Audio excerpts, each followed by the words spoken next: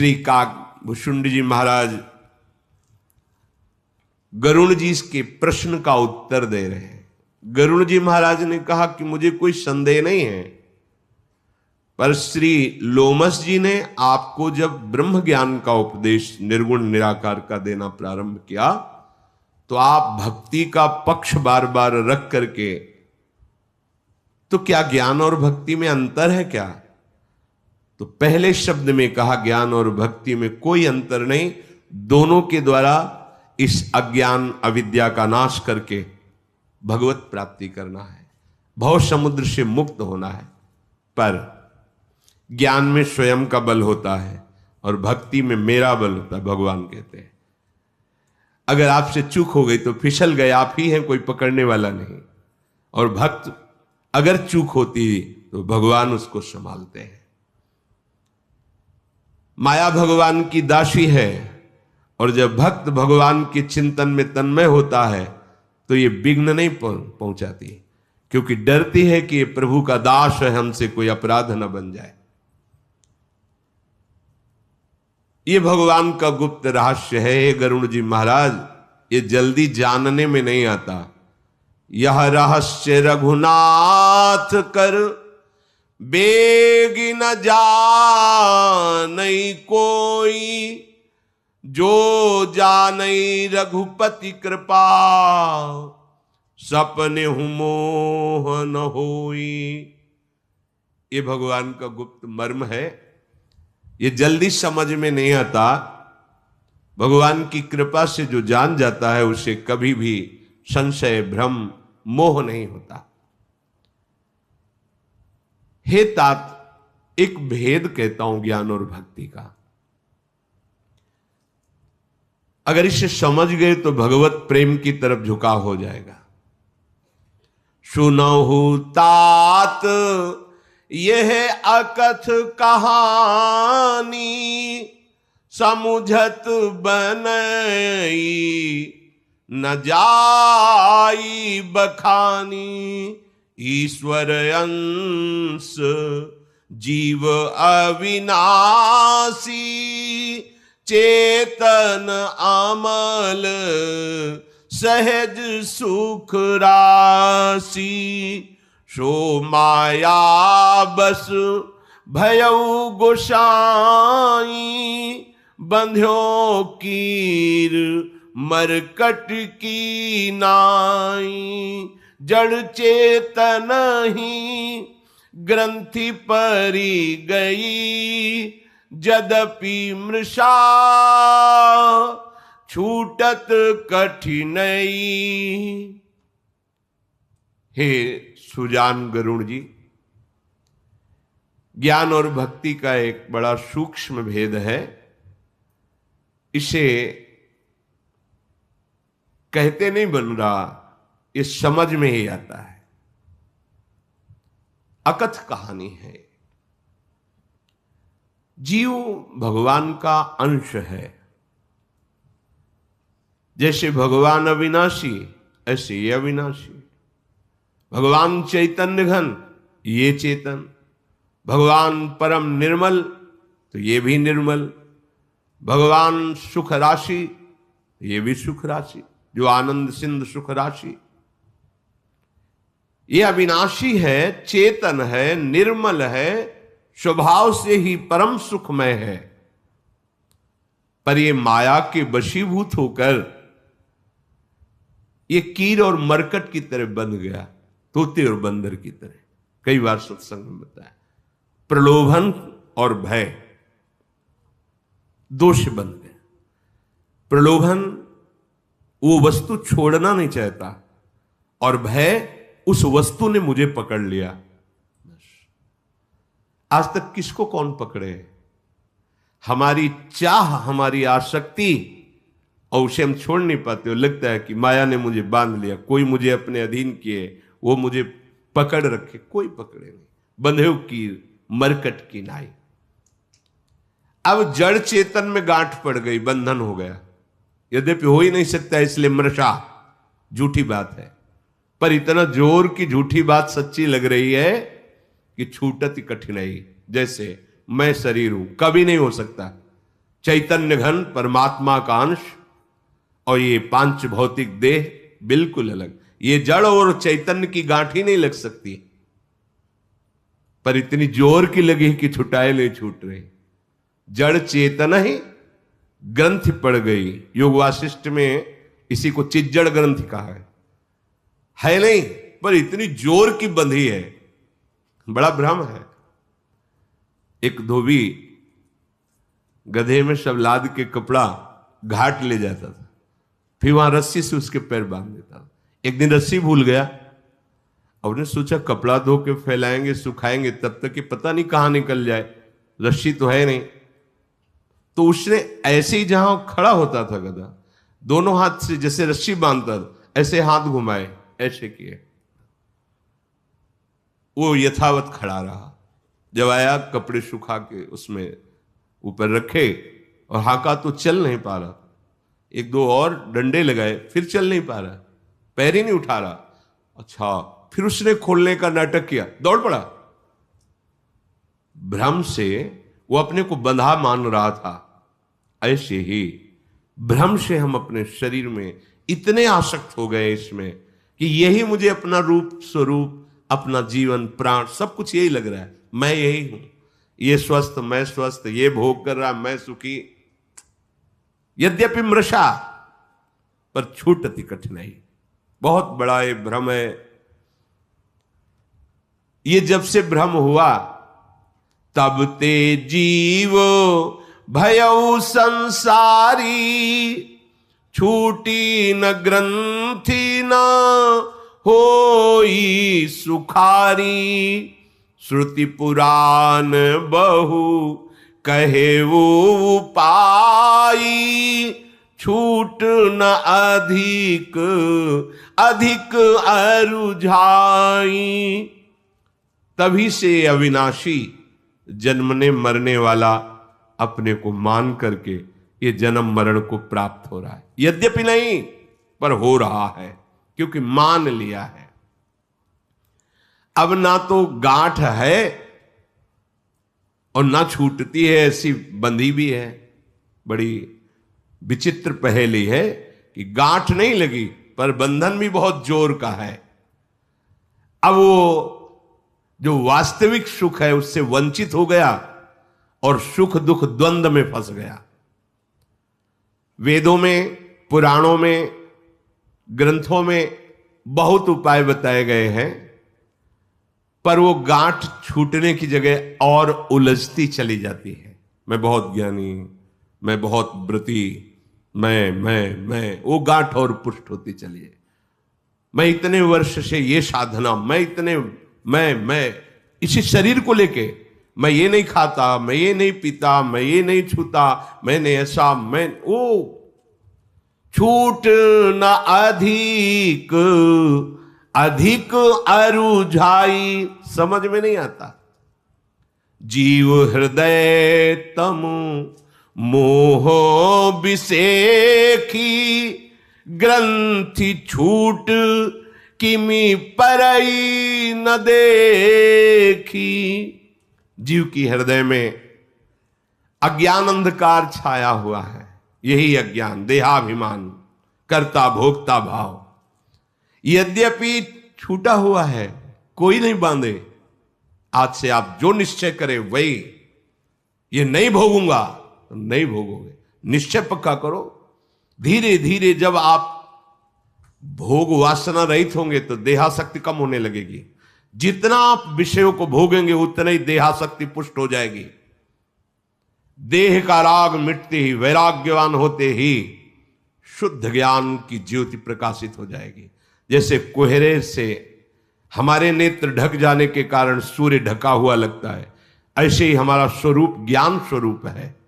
ये अज्ञान अंधकार हटे तो दिव्य ज्ञान, कोई ऐसा ज्ञान नहीं जो आपके अंदर भरा ना हो, सब ज्ञान है। अभी अज्ञान अंधकार में वो देख नहीं पा रहा कि मैं मुक्त हूं, वो बंध गया। अगर कभी ऐसा संयोग हो तो फिर वो ये देख पाएगा कि गांठ छूट गई। अब वो संयोग बता रहे हैं। अस संजोग ईस जब करई तब हूं कदाचित सो निरु अरई। यदि कभी भगवान ऐसा संयोग कर दे जैसा आगे बताया जा रहा है, तो कदाचित ये ग्रंथि छूट जाए, जो जड़ चेतन की भ्रमात्मक ग्रंथि। श्री हरि की कृपा से यदि सतोगुण का सेवन होने लगे, रजोगुण तमोगुण का त्याग, तामसिक आहार, राजसिक आहार, तामसिक पेय, राजसिक पेय, तामसिक दर्शन, राजसिक दर्शन, तामसिक भाषण, राजसिक भाषण, ये कई तरह से होता है। अगर हमारा सात्विक ही व्यवहार हो, सात्विक भोजन हो, सतोगुणी जनों का ही संग हो, और फिर श्रद्धा हमारी विशेष बढ़े, शास्त्रों के शब्दों में जैसा बोला जा रहा है ठीक वैसे चलना होगा, तभी हमारा परमार्थ अक्षरशः। बिल्कुल ऐसा मत समझिए कि एक कलयुग है इसमें वैसे शास्त्रों के अनुसार नहीं चल सकते, ऐसा नहीं। अगर शास्त्र सम्मत आपका आचरण नहीं होगा तो आपको परमानंद की अनुभूति कैसे हो जाएगी। श्री हरि की कृपा से यदि सात्विकी श्रद्धा रूपी सुंदर गौ हृदय रूपी घर में आकर बसे, सात्विक श्रद्धा ये मानो हृदय में आई तो मानो एक सुंदर गाय आई। बड़ा सुंदर वर्णन कर रहे हैं। जब सात्विक भाव आएगा तो अपने आप रुचि बढ़ती है। जप तप व्रत जम नियम अपारा जे श्रुति कह शुभ धर्म आचारा, उसकी रुचि इसमें होने लगती है।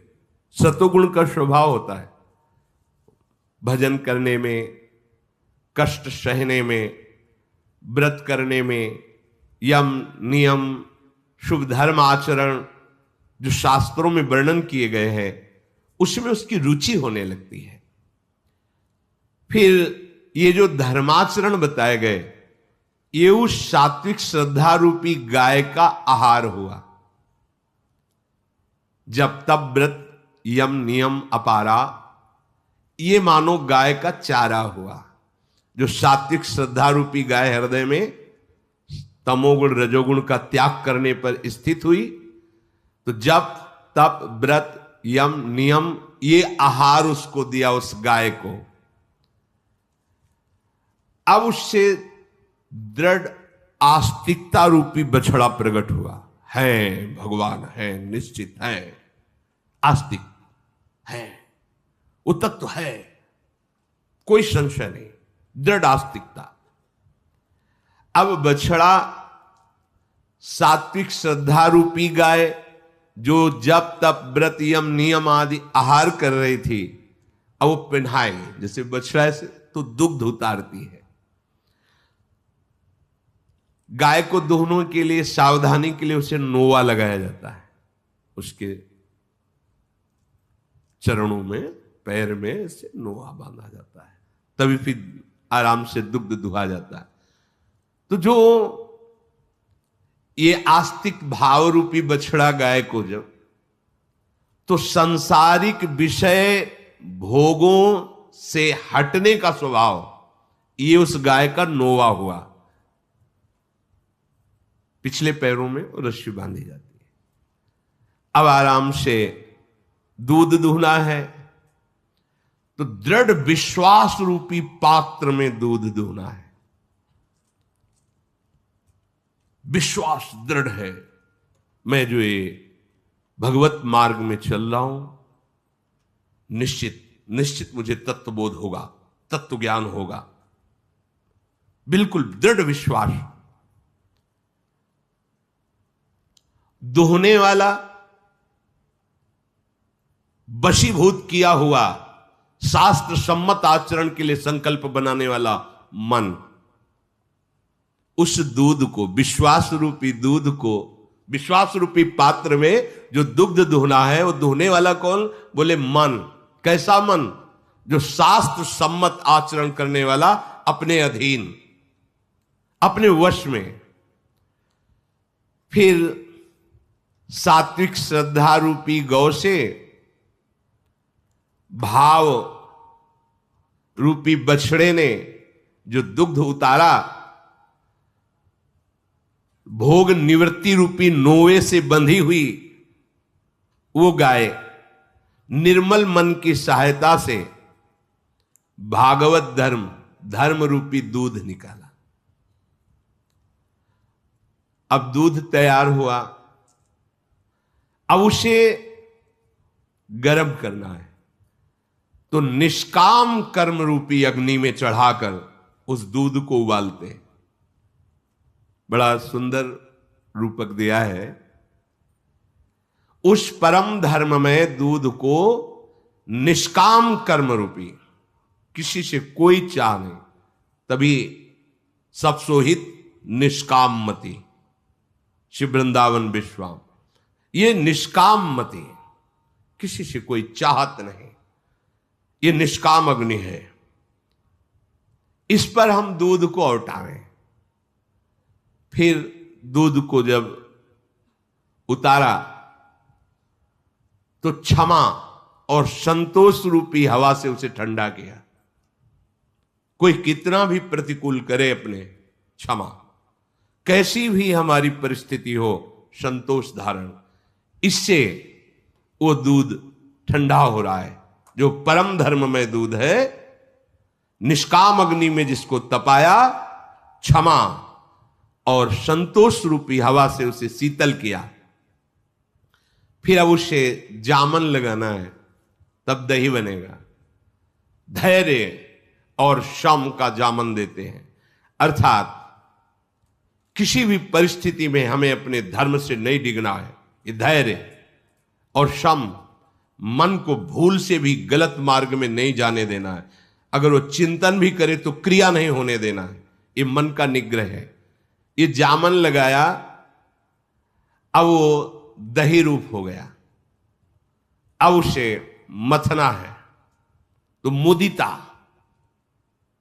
ये तभी आ जाती है स्थिति। मुदिता माने मुदित रहना, प्रसन्न रहना, क्योंकि अधर्म आचरण करने वाला कभी प्रसन्न नहीं रह सकता, और धर्मात्मा पुरुष किसी भी परिस्थिति में वो शोक युक्त नहीं होता, वो मुदित रहता है। ये धर्म की स्थिति होती है। हर स्थिति में प्रसन्नता, ब्रह्मभूता प्रसन्नात्मा, हर समय प्रसन्नता रहती है। अब प्रसन्नता रूपी कमोरी में उस दही को रखा मटकी में। अब विचार रूपी मथानी से मथना प्रारंभ किया। जो गुरुजनों के वचन, शास्त्र के वचन, डूबा है उस विचार में। यह है दही का मंथन करना और इंद्रियों का दमन करना। जब हम मंथन करते हैं तो आधार दिया जाता है जिससे मथानी का संबंध स्थित हो। खंभे में रस्सी फांस के मथानी, फिर मथानी उस पर रस्सी पे घूमती है। दो रस्सियां होती, एक आधार और दूसरी घुमाने वाली। इंद्री दमन रूपी खंभे पर आधार देना है। कोई भी इंद्री कहीं भी भ्रष्ट आचरण न करने पाए। दो रस्सियां होती हैं। ऊपर जो आधार दिया है वो सत्य का आधार है। दूसरा जिससे मथ रहे हैं वो सुंदर वाणी है महापुरुषों की, उसी से मंथन होता है। अमुक महापुरुष ने बोला है, गुरुदेव ने बोला है, अमुक शास्त्र में, वो विचार रूपी मंथन चल रहा है। अब निर्मल, सुंदर, सुकोमल, पवित्र मक्खन उस मंथन से निकला। क्या मक्खन? दृढ़ वैराग्य, तिनके से लेकर ब्रह्मलोक तक। अब उसके विचार में कोई महत्व नहीं रह गया, सब मायाकृत है। ये लिखना मक्खन। ब्रह्मादिक के भोग सब विषम लागत ताहि, नारायण ब्रज चंद की लगन लगी है जाए। विचार रूप इतना सुदृढ़ हो गया कि त्रिभुवन में कहीं कोई आसक्ति नहीं उसकी, सब उसको माया, आ ब्रह्म स्तंभ पर्यंतम सर्वम मायामयम जगत, वैराग्य। अब उस मक्खन को भी जोग अग्नि कर प्रगट तप कर्म शुभाशुभ लाई, अब आग लगानी है, उसको भी तपाना है, तो शुभ और अशुभ दोनों कर्म भस्म करने हैं। शुभ और अशुभ कर्म रूपी लकड़ी में आग लगा दी और योग रूपी अग्नि में उस वैराग्य रूपी मक्खन को रख दिया। अब योग रूपी अग्नि शुभ अशुभ कर्म रूपी लकड़ी को भस्म करके वैराग्य रूपी मक्खन को जब गर्म किया तो ममता रूपी मल भस्म हो गया। न शरीर में ममता, न इंद्रियों में ममता, न किसी संबंध में ममता, ममता रहित हो गया। ये बड़ा सुंदर रूपक वर्णन किया है। अब जो ममता रूपी मल जला उस मक्खन से, तो जो बचा उसे घी कहते हैं। वो घी है ज्ञान, एकमात्र ब्रह्म के सिवा कोई नहीं, ये बचा।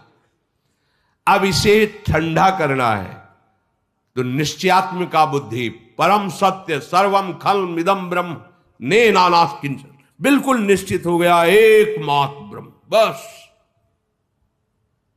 ये घी ठंडा हो गया। अब अनुभव रूपी बुद्धि में ज्ञान रूपी निर्मल घी भरा, चित्त रूपी दिया, समता की दीवट उसमें दृढ़ता पूर्वक रख दिया।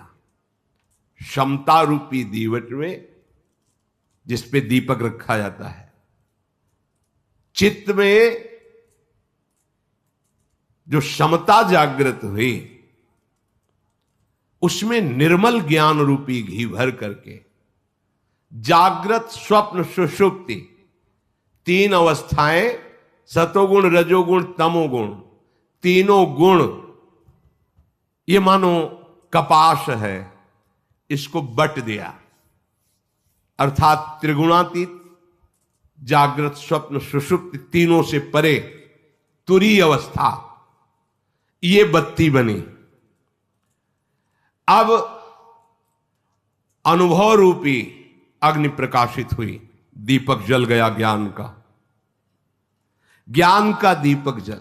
अब इसमें जितने पतिंगे हैं, मद आदि मोह आदि, ये सब भस्म हो जाते हैं, इसके समीप जाते हैं।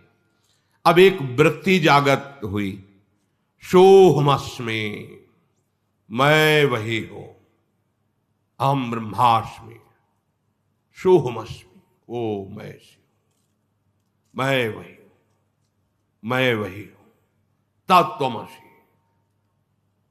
सोहमस्मिति वृत्ति अखंडा, दीप शिखा सोई परम प्रचंडा, मैं ब्रह्म हूं। ये स्थिति ज्ञान का, विशुद्ध ज्ञान का स्वरूप। अब जितने पतिंगे हैं विकार के, सब भस्म हो जाते हैं इस वृत्ति में। अब वो ज्ञान के प्रकाश में अपने स्वरूप का अनुभव करने की वृत्ति जागृत हुई। भेद भ्रम का एकदम नाश होता चला जा रहा है। इसी समय माया ने देखा है तो अपना काम बना लिया। अब वो प्रयास करती उस दीपक के बुझाने का, बहुत ध्यान, कितनी मेहनत के बाद। बड़ा कठिन है ये दीपक जलाना। ज्ञान के पंथ कृपान के धारा परत खगेश लगे, जो निर्विघ्न पंथ निर्वाई, सो कैवल्य परम पद लाई। अब उस ज्ञान प्रकाश में आत्मनुभव अर्थात जड़ चेतन की ग्रंथि का वो भेदन करना, खोलना चाहते। जे ही वो ऐसा तो छोरन ग्रंथि पाव जो सोई, तब यह जीव कृतारथ होई। पर ऐसा नहीं, छोरत ग्रंथि जानी खगराया, बिघन अनेक करई तब माया, रिद्धि सिद्धि पेरई बहु भाई, बुद्धि लोभ दिखावही आई। जे ही उस ज्ञान स्वरूप दीपक में वो जड़ चेतन के भेद का जो भ्रमात्मक ग्रंथि पड़ी थी छोड़ना चाहता, उसी समय रिद्धियां सिद्धियां आ जाती। ये माया के द्वारा प्रेरित। एक ही समय में बहुत जगह हो जाना, करोड़ों योजन दूर की बात देख लेना, सुन लेना, पहाड़ में भी प्रवेश कर जाना, आकाश मार्ग में ब्रह्मलोक चले जाना, जो जहां जैसी विविध सिद्धियां, पर है तो मायाकृति। कोई भी सिद्धि तत्वबोध या भगवत प्रेम प्राप्त करने वाला उपासक स्वीकार नहीं करता। अगर करता है तो बाधा पड़ गई, वो उसका अधिकार खो देता है। इसीलिए देखो ना, बड़े बड़े जो भगवत प्रेमी महात्मा या विशुद्ध ज्ञानी महात्मा, साधारण लोग अपमान करके चले, वो कभी किसी का अमंगल या कभी कोई ऐसा चमत्कार नहीं, कभी कभी कोई ऐसा बगैर स्वीकार नहीं करते। जैसे एक पाली स्थान है कानपुर जिले में, तो दिगंबर रहते थे एक संत गांव में, बहुत ही महामहिम, पर गांव के लोग क्या जाने, मतलब यौवन अवस्था, विशाल देह और दिगंबर ऐसे, लोगों को लगता है कि पागल है या क्या है। बहुत समय से रह रहे, कभी जंगल में, कभी बच्चों के साथ खेल रहे, कभी गांव में ऐसे घूम रहे, कोई दे दिया तो पा लिया, नहीं तो ऐसे, पर बहुत ही स्वस्थ ऐसे। तो कुछ उद्दंड लोग होते हैं जो ऐसे विनोदी होते हैं, ज्ञान होता नहीं है, और महापुरुषों की महिमा जानना बड़ा कठिन है। तो उन्होंने एक वैश्या की पैसे से कि हम इस बाबा को जो नंगे रहता है इसे कमरे में बंद करेंगे, तुम जरा हमको ये अनुभव करके बताओ कि ये नाटक ही करता है या स्थिति है इसकी। ऐसे पहले वैश्या को उस कमरे में कर, और बच्चों के साथ इनको बुलाया जा सकता था बस। तो बच्चों के साथ खेलते हुए वहां तक आए, तो एक बच्चे ने हाथ पकड़कर कमरे के अंदर कर दिया, और बस बाहर से वो जो सयाने लोग थे ताला लगा दिया। थोड़ी देर में वैश्या बहुत चीखी, चिल्लाई, आवाज जोर जोर से, और घबराए, ताला खोला तो पीली ततैया होती ना, हजारों उसके लिपटी हुई थी, और बाबा थे ही नहीं। जब पता लगा तो बाबा गांव के दूसरे कोने में बच्चों के साथ गेंद खेल रहे थे, ऐसे बच्चों के साथ खेल, तो उनको लगा रहे। आज भी उनके स्थान में पाली में बहुत जन समुदाय भक्ति के साथ जैसे भगवान की आराधना होती है, ऐसे उनका जहां शरीर समाधिस्थ हुआ, ऐसा कई प्रकार की सिद्धियां होती महापुरुषों में, पर वो उनको स्वीकार नहीं करते। अगर स्वीकार कर ले तो तत्वबोध होने में फिर बाधा पड़ जाएगी। छोरत ग्रंथ जान खगराया, विघ्न अनेक करे तब माया, रिद्ध सिद्ध पेरे बहु भाई, और बुद्धि लोभ दिखावे आई। कल बल छल करी जाहि समीपा, अंचल बात बुझावे दीपा। ये बहुत सी रिद्धियां सिद्धियां माया के द्वारा प्रेरित होकर के अंदर प्रवेश करना चाहती, अर्थात स्वीकृति, निश्चयात्मिका बुद्धि, सोहमस्मि। फिर ये, अगर ये तो वो नहीं, अगर वो सोहमस्मि तो ये नहीं। अगर असावधान हुआ साधक तो ये अंदर जाकर के उस वृत्ति को बदल देती, मानो दीपक को बुझा देती है। ये रिद्धियां सिद्धियां, जिसे लोक में बड़ा महत्व दिया जाता है, कि दूसरे की मन की बात जान लेना, बहुत दूर देश की बात सुन लेना, ये आदि आदि है। भगवत प्रेम और तत्वबोध में बिल्कुल इनका आदर नहीं है। फिर फायदा क्या हुआ? आराधना की और मुक्त नहीं हुए, भगवत प्रेम नहीं प्राप्त हुआ, तो है तो सब मायाकृति। उससे क्या हुआ? हुआ क्या इससे? होए बुद्धि जो परम शयानी, तिन तन चितवन अनहित जानी। यदि बुद्धि शयानी हुई तो अपने को बचा ले जाती है, रिद्धियों सिद्धियों को भगवत प्राप्ति में बाधा मान करके उनकी ओर देखती ही नहीं है। अब अगर माया के विघ्नों से बच जाए तो फिर देवता स्वयं विघ्न पैदा करते हैं। वो प्रत्येक इंद्रिय द्वारों में देवताओं का स्थान है, अलग अलग शास्त्र में वर्णन आता है। वो अपने अपने इंद्रियों में साक्षात बैठ जाते हैं और जहां कोई विषय आता है सामने, पूरा प्रयास करके उसे भ्रष्ट करने की चेष्टा करते हैं, पूरी छूट दे देते हैं इंद्रियों की। अब वो विषय प्रपंच रूपी वायु फिर हृदय रूप में घुसना चाहती है, और जहां वो घुस पाई तो विज्ञानानंद घन रूपी जो दीपक जला था ज्ञान का, बुझा देते हैं। तभी भगवान ब्रह्मा जी कहते हैं, बड़े ऊंचे ऊंचे पदों से मैं पतित होते देखा हूं प्रभु, साधन बल से बड़ी ऊंचाई पर जाके गिरते हुए देखा हूं, गांठ भी नहीं छूटी, आत्मा अनुभव भी नहीं हुआ और दीपक बुझ गया, क्या कराया, साफ चौपट हो गया। अब इंद्रियों के देवता उसको बख्शते नहीं हैं, विषय में बिल्कुल आकर्षित कर देते हैं। अब उससे सुहाता नहीं, हिम्मत ही नहीं रह जाती दोबारा दीपक जलाने की, वो प्रयास करने की। तब फिर जीव विविधि विधि पावै संस्कृति क्लेश, हर मायाति दुस्तर तरि न जाई बिहगेश। अब वो जीव अनेक प्रकार से फिर इसी संसार में राग कर बैठता है। पक्षीराज, हरि की माया अत्यंत दुस्तर है, ये सहज में नहीं तरी जा सकती। कहत कठिन समुझत कठिन, साधत कठिन विवेक, होई घुनाक्षर न्याय जो पुण्य प्रत्यु अनेक। समझने में कठिन, समझाने वाला मिलना बहुत कठिन है, समझने में कठिन है, फिर समझ में आ जाए तो साधन में उतारना, आचरण में उतारना बड़ा कठिन है। कभी यदि घुनाक्षर न्याय, जैसे घुन गेहूं में नहीं लगता, अंदर घुसता ही चला जाता है, खोखला कर देता है, ऐसा साधक अंतर्मुख होकर उसी में तन्मय होता चला जाता है, सारी वासनाओं को नष्ट, कोई आकर्षण नहीं, कोई प्रलोभन नहीं, कोई रिद्धि सिद्धि नहीं।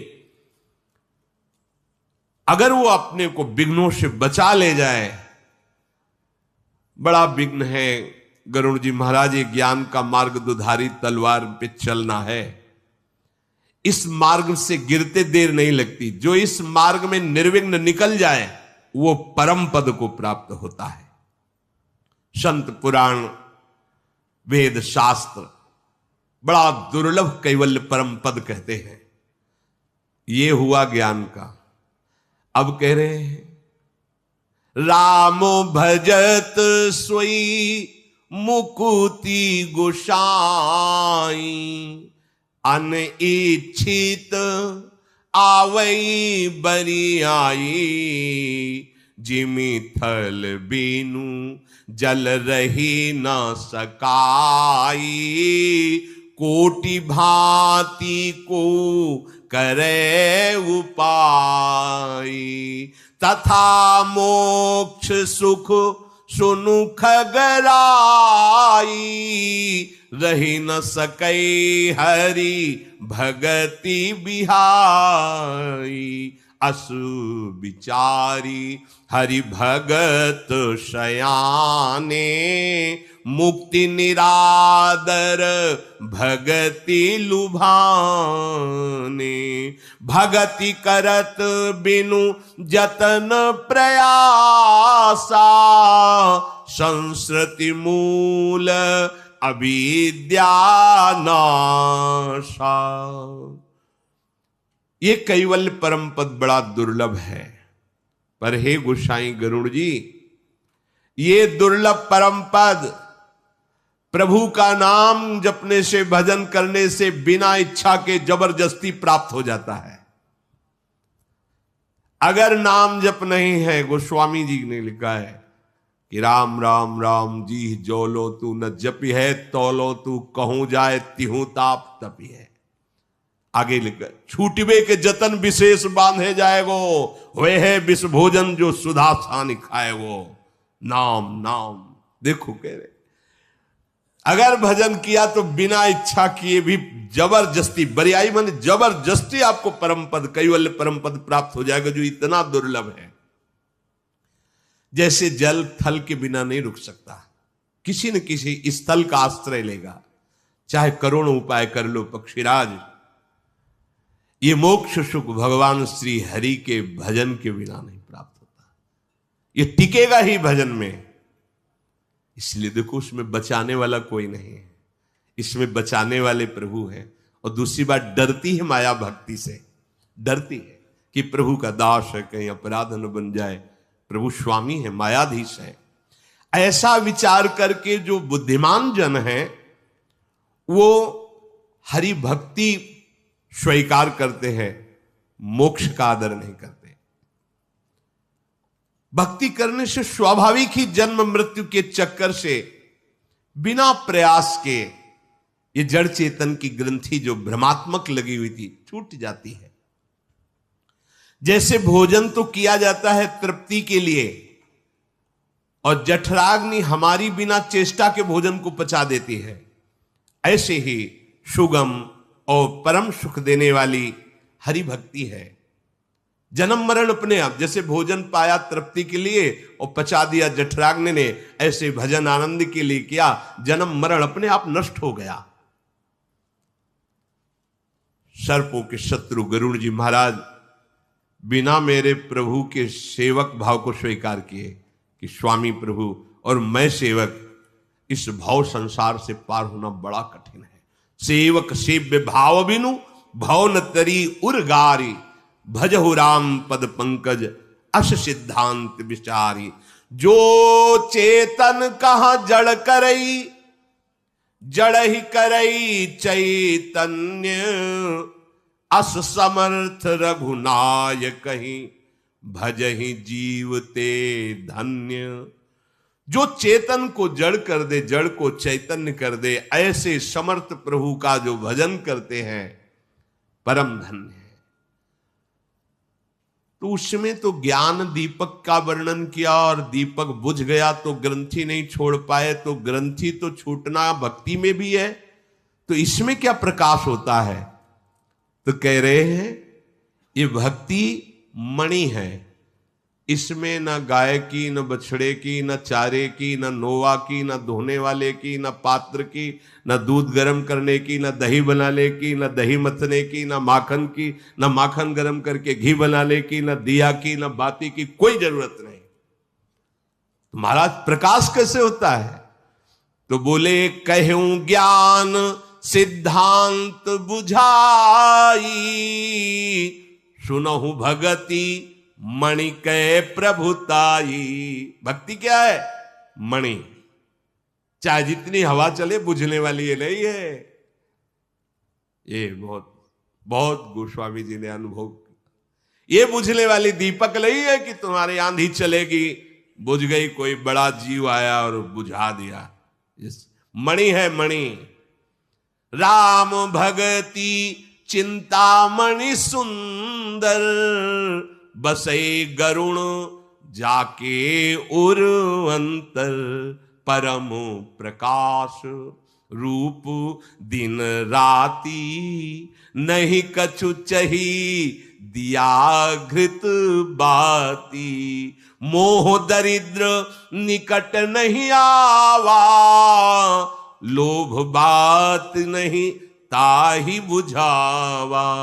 प्रबल अविद्या तम मिटी जाई, हारहि सकल शलभ समुदायी। खल कामादि निकट नहीं जाही, बसई भगति जाके उर्माही।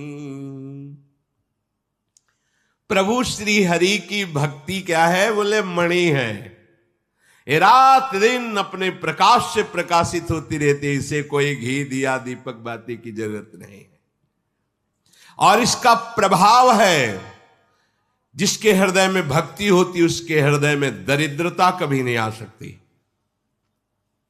हृदय में, बाहर से संतों ने कहा 7 गांठ कौपीन में इंद्र बापुरो कौन। लंगोटी भी पूरी सही नहीं, 7 जगह से गांठ लगी हुई फटी हुई है, लेकिन हृदय ऐसा है कि इंद्र बेचारा नजर आता है। इंद्र भी बेचारा, ये ऐसे महासुख में निमग्न रहते हैं। जिसके हृदय में मणि रहती, भक्ति मणि, इसमें मोह रूपी दरिद्रता नहीं होती, इसमें लोभ रूपी हवा इसको बुझा नहीं सकती, क्योंकि मणि स्वयं प्रकाश है। इसे किसी दूसरे की सहायता की जरूरत नहीं है। इसके प्रकाश में माया का अंधकार, अविद्या का अंधकार स्वयं नष्ट हो जाता है। ये अहंकार आदि पतंगे यहां पहुंच ही नहीं पाते हैं। भगवान की जो भक्ति है उसका तेज ऐसा है, जिसके हृदय में भक्ति बसती है, काम क्रोध लोभ आदि दुष्ट वहां प्रवेश ही नहीं कर सकते।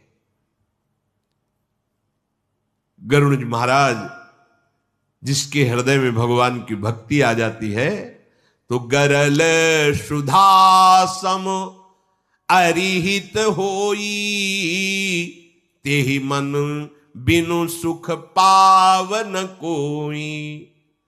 उसके लिए विष भी अमृत के समान हो जाता है। मणि का प्रभाव है, भक्ति मणि का।